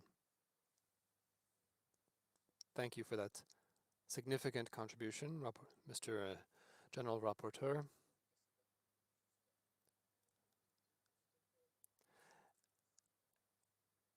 So, via Stockholm, going through Oslo, we will reach Lisbon with a stopover in Brussels. So with that itinerary, I think the report will be able to take into account the various contributions of all of the members. Thank you very much, Christian. I propose that we move on now in our agenda. And I propose that we look at the preliminary draft report of the Subcommittee on Transition and Development. Belarus, political, economic, and diplomatic challenges. So I give the floor to Michal Szczerba, our Polish colleague. He will be presenting his preliminary draft report. So, Michal, you have the floor. Hello, everybody. It's a pleasure to welcome you, and I wish you a nice afternoon, and I hope it will be, I will keep it short and simple. Mr. Chair and dear colleagues, it's a pleasure to be speaking with you today. I would also like to thank many of you for participating in the online visit to Poland, during which we had an opportunity to meet the leader of democratic Belarus, Svetlana Tsikhanouskaya, and other experts and Polish officials to discuss the situation in her country. The report on Belarus before you takes on a subject that is obviously of great interest to my country, Poland, to our neighbors in the Baltic region, and indeed to the Alliance. As I recently told members of this committee, I was in Belarus to observe the August 2020 elections and witnessed the horrific crackdown on peaceful protesters which followed. I can say with full confidence that Mr. Lukashenko and his regime stole those elections. The Belarusian people yearn for a democratic order that protects basic human rights, encourages economic freedom, and permits normal relations with their neighbors. The Lukashenko regime simply will not listen to the people and has responded to peaceful demonstration with mounting violence. On 10th August 2020, the day after those elections, Poland called for an extraordinary meeting of the EU Council to discuss the upholding situation. Unfortunately, the European response was tepid. As the report before you suggests, after initially hesitating, Russia moved decisively. The Kremlin has since reinforced the highly unpopular Lukashenko regime. Mr. Lukashenko remains in power today, and Russia's support has eroded any need for his regime to engage in the genuine dialogue with its own people. The dynamic makes reforms impossible because Russia itself has no interest in overseeing the emergence of a democratic order in what it considers to be a satellite state. Svetlana Tikhanovskaya, the rightful winner of last summer elections, and other leaders of the democratic movement in Belarus remain either exiled across Europe, mostly Poland and Lithuania, or Germany, or imprisoned in Belarus.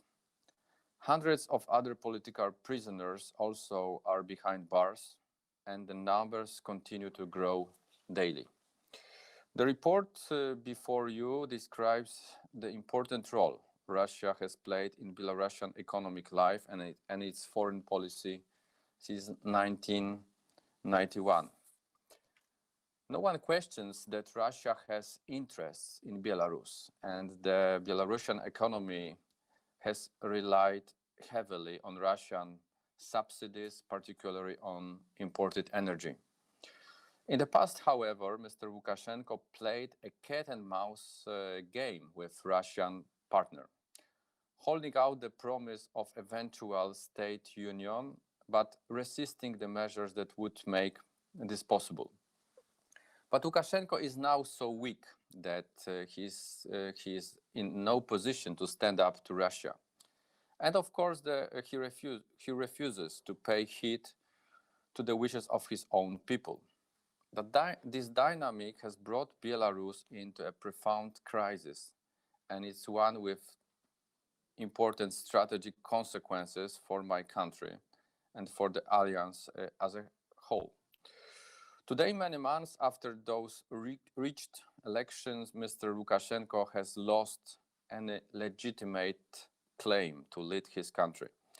His list of friends is slim, and even Putin views him as an unreliable partner. Some suggest that, at least for the moment, this is exactly what the Kremlin wants. A pliable Belarusian leader, ultimately willing to sacrifice the sovereignty of his country to remain in power. But in many respects, Russia is now calling the shots.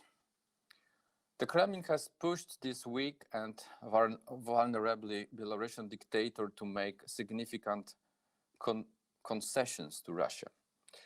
Lukashenko has accordingly depended military cooperation with Russia and embarked on deeper economic and political integration with Russia.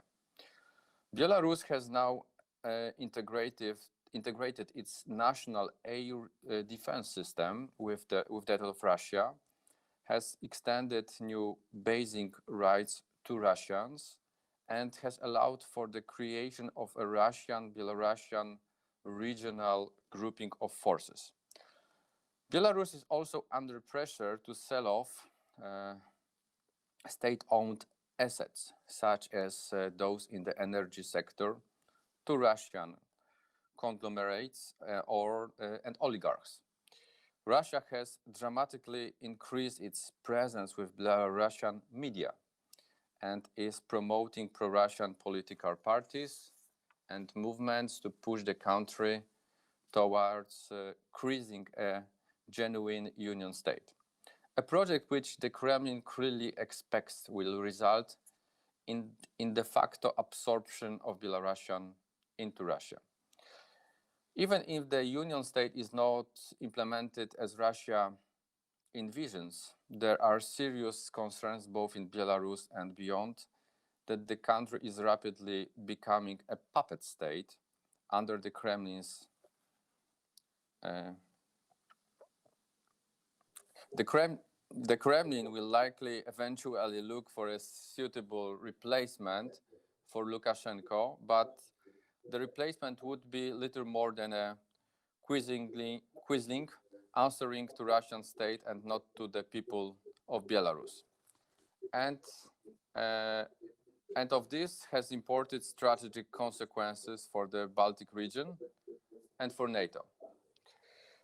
Russian military domination of Belarus would complicate NATO's deterrence requirements, and it's the worst scenario. Would put at risk the only link between the Baltic states and the rest of NATO. Even if this were not transpire, there are justified concerns that Lukashenko would be prepared to allow Russian troops to deploy along the border with allied countries. For instance, Warsaw would then lie with 1,000 kilometers of Russian forces. The report makes several recommendations I would like to share with you. One, as the repression of activists, journalists, civil society, and most recently, the Polish minority continues in Belarus, and as Mr. Lukashenko continues to believe that the use of force and intimidation will keep him in power, the international community must continue to press Belarusian regime to uphold human rights principles enshrined in international law. Two, Russia appears to be pursuing a policy of slow annexation vis-à-vis Belarus. This is unacceptable, and the cost of pursuing these ends must be very clear. Three, alliance members and other liberal democracies worldwide should prepare to apply sanctions to those directly engaged in the oppression of the Belarusian democracy movement or working to undermine the sovereignty of the country. The EU, the United Kingdom, Canada, and the United States should coordinate their approach towards these sanctions jointly. Four, if the regional security worsens, or if Russia deploys forces in a provocative manner, then NATO will need to account for all contingencies to make deterrence credible. NATO allies would furthermore need to take swift measures to shore up deterrence in the region and provide critically needed reassurance to allies on the eastern flank, particularly the Baltic states and Poland, where extra assets may be needed. 5. Any political dialogue in Belarus that does not directly engage the leaders of the legitimate opposition should be viewed as a real process of national reconciliation. Both Lukashenko and his Russian backers will likely attempt to orchestrate a fake process of reform engaging bogus reformists. The government of Belarus must be made aware that the international community is monitoring this situation very closely, and that it will be held to account for transgressions of international human rights laws and conventions. We must be prepared to react accordingly to the continued undermining of international law by using all available tools, including a range of restrictive measures and stronger diplomatic sanctions. And finally, 6, we must keep Belarus on the diplomatic radar screen. Dear colleagues, this was a brief summary of my report on the still upholding situation in Belarus. Thank you for your attention, and I look forward to your comments, which will be useful as we revise the report. I would like also thank Paul and NATO PA team for helping me to write this report. And thank you, Mr. Chair. Merci. Thank you very much, Michal, for your presentation of the report. I think that what we are seeing currently in Belarus is indeed most worrying. And what's specific about Belarus, and here I'm choosing my words carefully, but it's the only dictatorship that has a shared border with NATO and the European Union. And given that situation, it's important in Europe in any case. What's happening there is something that has a direct impact on us, and all of this will inevitably have repercussions on some allied nations and on the alliance as a whole. And in that regard, your report provides us very helpful information. I'm looking here at the request list, and I see Ivans, you have the floor. And if I may, President, could I ask Michal to appear on screen? He has requested the floor to appear on screen. And we'll get you back up. Okay, thank you. Voila. Thank you. Thank you, Paul. Thank you, Philippe. Thank you, Michael, for your presentation. I think you was only one member of the parliament from the NATO PA who was in Belarus in that day, in August, 9 of August. Yes. Of course, this is information very important for us also to understand what happened then that day and after. It passed will be very soon 1 year. But I want to speak about the chapter number 9, what we're talking about European North American responses on page number 12. Okay. Because it should be complemented by more information on the responses of the European Union and NATO countries and the member states to the August 2020 elections and the repression of authorities against civil society. It would be desirable to supplement information on the support of other countries in the neighboring countries of Belarus to Belarusian civil society.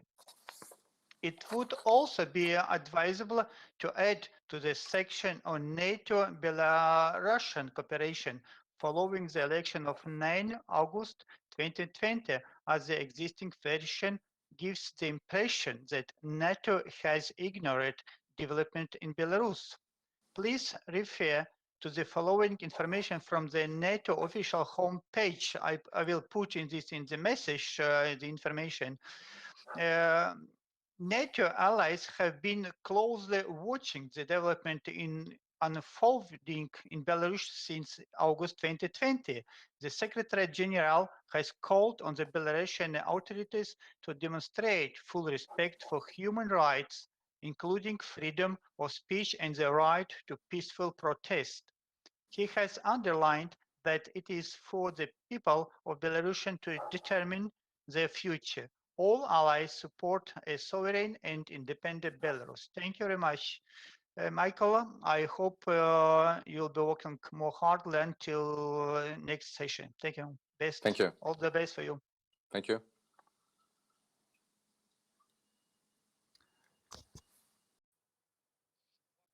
I don't see any further requests, President.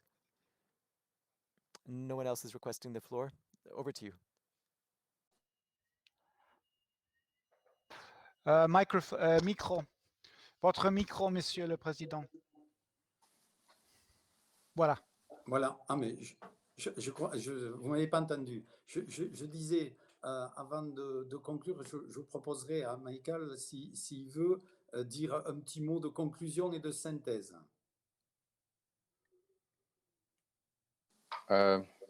Okay, I would like to thank you for, and so especially thank to Evans for these proposals. Of course, we would use your recommendations and your comments when the report will be revised before the autumn session of our NATO Assembly.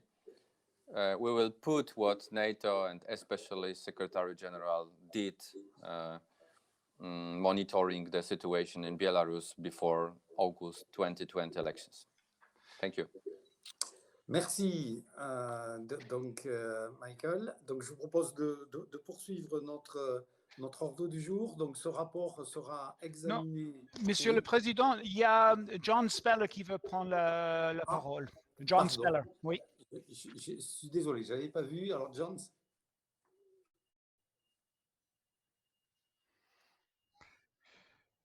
Thank you, Philippe.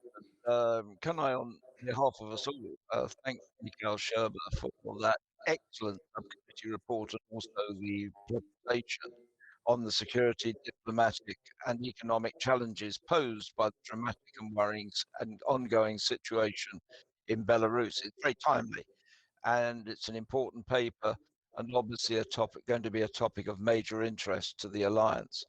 And I think it's important that our subcommittee continues to monitor the situation in Belarus to best understand the ongoing implications of what is transpiring in that strategically placed country. To generate information for this report, the subcommittee had planned, as you know, to visit Poland with the political committee's subcommittee as well on NATO partnerships, as well as also a visit to Lithuania. Naturally, the April visit to Poland had to be conducted online, unfortunately, due to the pandemic, and the discussions with Svetlana Tishkanushkaya, senior government officials, leaders of the Polish parliament, and experts were extremely interesting, but we did miss some of that direct engagement. We did have a very good opportunity to learn about Polish perspectives on developments in Belarus and also their views on regional security, the challenges posed by Russia, and their own defense and economic priorities. And the information generated in those discussions greatly helped in the drafting of the report that we've discussed today. I'd also like to thank the head of the Polish delegation, Czesław Czarnecki, our rapporteur, Michael Sherber, of course, and their colleagues and staff for hosting us and for all their efforts to make these discussions both interesting and worthwhile. We're certainly looking forward to the visit in Lithuania in the autumn, but hopefully that will be an in-person visit. Our secretariat can say to members of the committee, will be working with their counterparts in Vilnius on this matter and will keep us informed, as indeed they regularly always do. And so in conclusion, I'd also like to express our thanks to Paul for all the work that he, as always, undertakes on our behalf.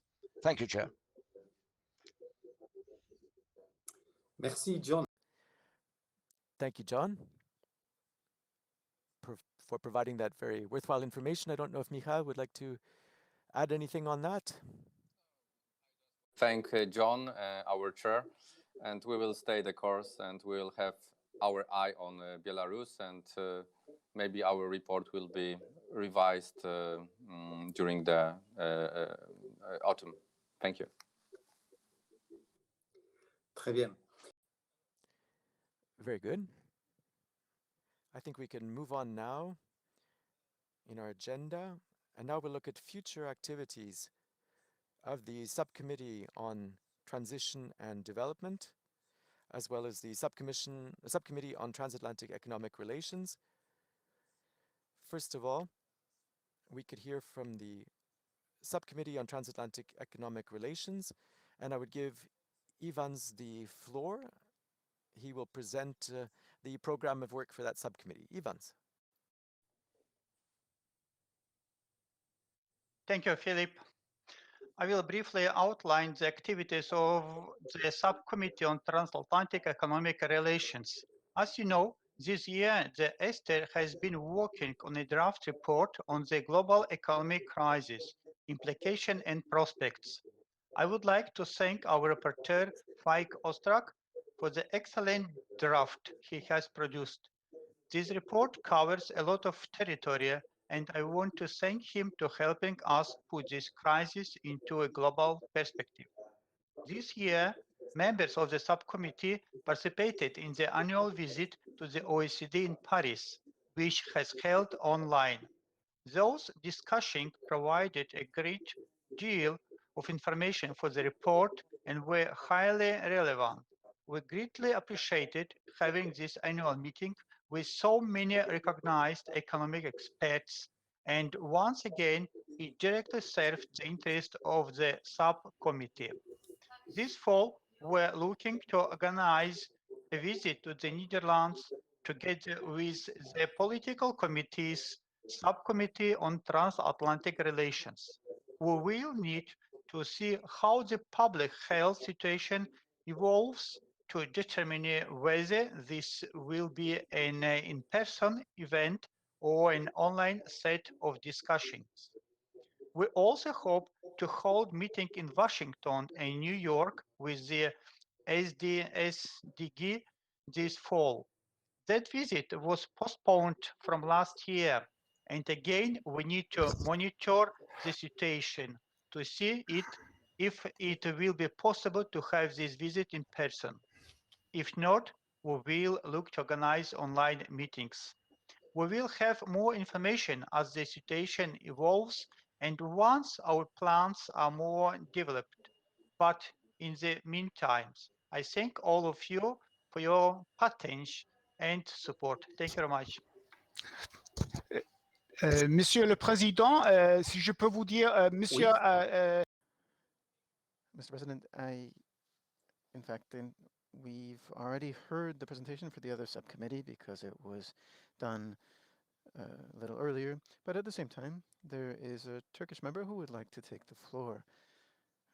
Madame Taskinson, Senlioglu. Of course, over to you, my dear colleague.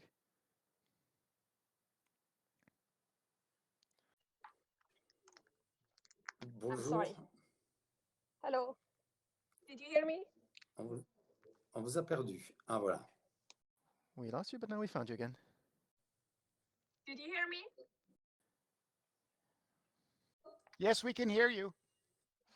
Vous pouvez prendre la parole. Go ahead, you have the floor. We can hear you. Yes, we can hear you. You have the floor. Dear colleagues, I would like to bring your kind attention to recent development which I think both NATO and our assembly should be aware of, stop continuously ignoring. A few days ago, we witnessed a new wave of escalation in the Middle East. The escalation started with Israel trying to evict several Palestinian families from their homes in Sheikh Jarrah to make way for new Jewish settlers. This is not a new phenomenon, of course. Israel has been evicting Palestinians from their homes from decades now. It has been a half of century of relentless land alienation and settlement expansion, with the Palestinians increasingly concentrated in fragment enclaves, which is all area in violation of international law and amount of war crimes. The international community has most chosen to took away, giving Israel a free pass to do anything with their power without any real repercussions. The newest escalation took place during the holy month of Ramadan. Israeli soldiers raided Al-Aqsa Mosque, the third holiest places for Muslims, and injured hundreds of Muslims praying inside the mosque. After subsequent clashes between Israel and Hamas, Israel declares, hello? Talking, we'll listen to you. The new escalation, I'm sorry, the new escalation took place during the holy month of Ramadan. Israeli soldiers raided Al-Aqsa Mosque, the third holiest places for Muslim, and injured hundreds of Muslims praying inside the mosque. And the ongoing attack have killed more than 113 Palestinian civilians, including 31 children and 19 women. The number of casualties is increasingly momentarily. The West was very quick to respond. The leaders of so-called democracies of the world took the stage of another and one after another to condemn Hamas attacks and demonstrate solidarity with Israel, often stressing Israel's right to self-defense, as if Israel did not kill dozens of innocent children and women, as if Israel did not attack civilian buildings, as if the whole problem did not stem from Israel's years of extending illegal military occupation. We have heard so much Israel right to self-defense in the last 5 days. I thought Israel was under Palestinian occupation. Let me set the record straight. The right of self-defense is clearly defined in the international law, and because Israel is occupying force in Palestinian illegal thought, it's not applicable to Israel with respect to its dealing with the real or perceived threats emanating from West Bank and Gaza Strip population. we need to realize that there is not two equal sides. So this so-called conflict. One side is superpower, with high technology, land, air, and naval units. The other side is impoverished under years of block site inside an open air prison. The violence, the violence will not stop until the war changes. And against Israel, we need to see the situation so far. So far what it is. This is not a conflict. This is an illegal occupation. And history shows that it will not handle Israel occupation of Palestine, if not more. Thank you so much. Merci, ma chère collègue. Thank you, dear colleague, for your statement. Now, clearly, everyone has the right to free speech, and each of us can speak our minds and express whatever opinions we have on a topic and a conflict which is extremely complex and which is quite long-lasting. And with talks and with actions that were taken by both sides, as we saw. Now, I'd just like to point out that during your statement, we weren't exactly dealing with the core topics of our committee, which is economics and security, though I do think that the political situation and security situation in that region are in fact also linked to a problem with an imbalance that you can find economically. I don't know whether Ivans wants to add anything. Many people was killed by Israel. We have to see that. How can we, close our eyes right now? Non, mais we're not trying to. The idea is not to close our eyes, as you've said, and as we've seen. We have seen the situation, and it's clear that in that framework there will be the need for taking stock of this issue and to deal with it perhaps at the alliances level. I was simply saying that this is perhaps not so much within the realm of our committee's business, but more the political committee's activities. Our committee deals with economics and security, and as such, normally we look at things more from an economics perspective. That said, we heard your message loud and clear, and I think I can honestly say that we've heard your outcry, and that resonated with us, that what you've perceived as a genuine injustice, and it is of course natural that you should have the right to express yourself in order to say what you did. Ivans, would you like to add anything? These questions, of course, it's very important when the people die in the peaceful time. but yesterday during the opening ceremony, it was pick up this question about what happened in the Palestinians in Israel. Also, this the biggest problems, and they still continue to exchange of the rocket to one side and other sides. And maybe it will be discussing during this that days in the standing committee also, maybe in the Monday during the assembly meeting, maybe there will be some resolution. I don't know, because I'm not the member of the standing committee. Thank you.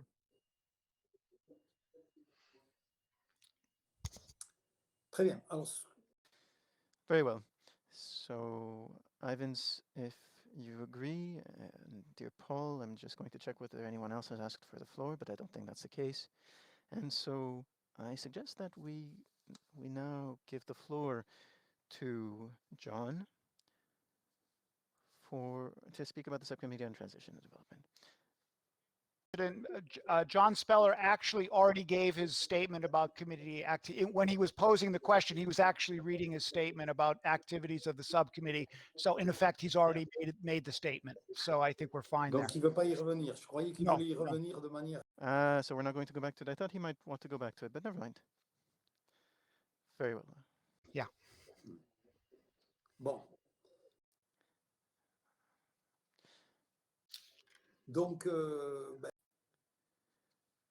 Great. Well then, that means we're getting to the end of our meeting. I wanted to check whether anyone else at this stage wanted to address anything in particular. Whether anybody, for instance, wanted to make any further comments?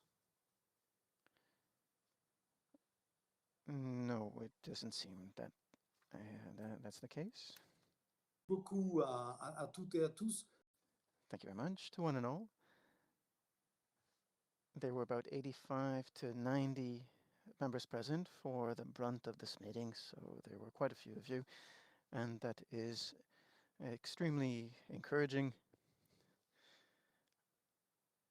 And I also wanted to say that our next meeting of the committee should take place in Lisbon in October during the annual session, or at least we're going to cross our fingers that that be the case and that we be there in the flesh.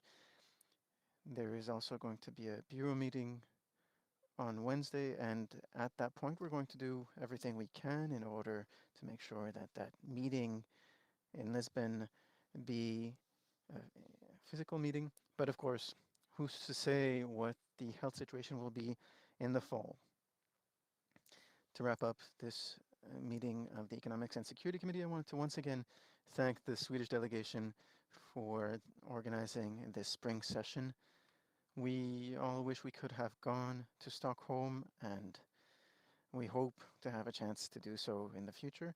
I know that things were quite complicated and the entire setup was made more complex. Some things were planned and could not be organized as planned. But thank you for all the efforts that you've made. I'd also like to thank all of our members, all of the members of the committee for your participation in today's meeting. Also, thanks to Professor Hassler for your outstanding presentation, and also to our rapporteurs. On behalf of you all, on behalf of all the participants, I'd also like to express our thanks to our interpreters. Thank you very much.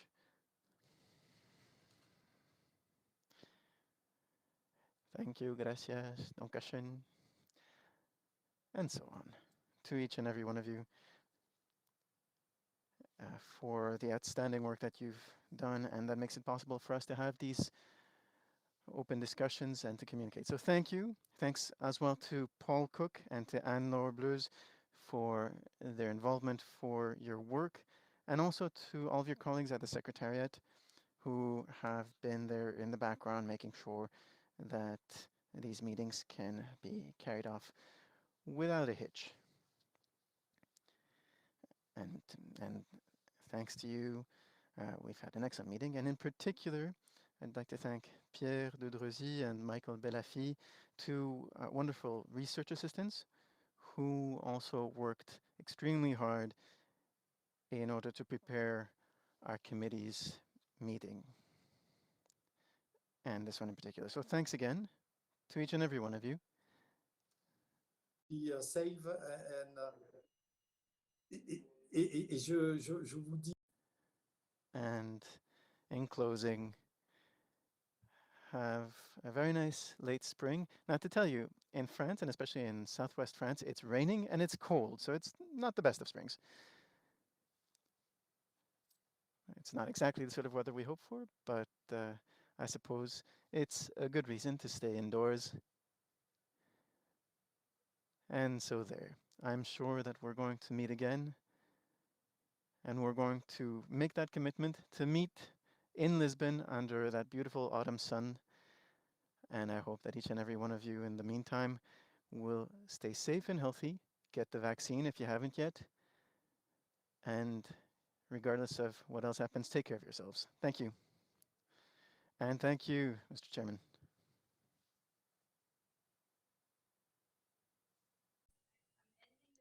Mm-hmm.